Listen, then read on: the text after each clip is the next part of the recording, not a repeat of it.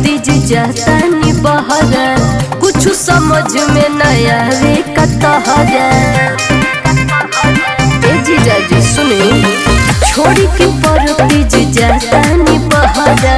कुछ समझ में नया रे कतहरा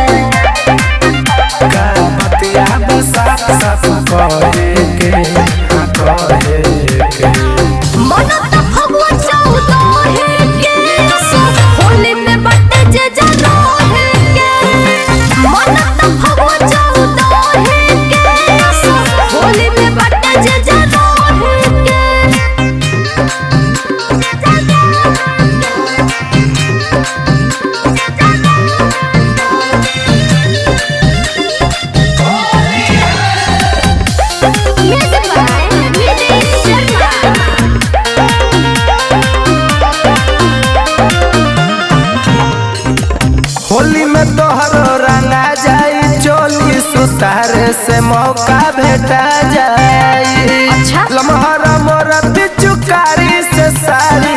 साली हो तोहरो लेटा जाई। इतना ही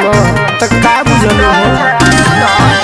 खेलेला रंग संग आवतानी घरे लालू गुलाल गालू मलले जीजा जी बाकी कुवारी बाकी मनाई डोरे धीरे से डालो रंग करम न तेजा जी। अच्छा तो सुन भाव में ढेर नहीं रहे के मन त भगवा चौदो है के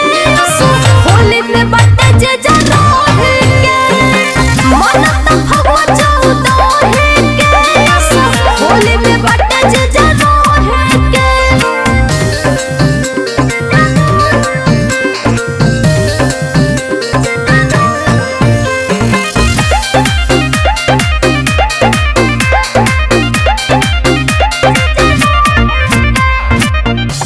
दीवाना करी है माना माना सुनो ये काजल हमर बात हो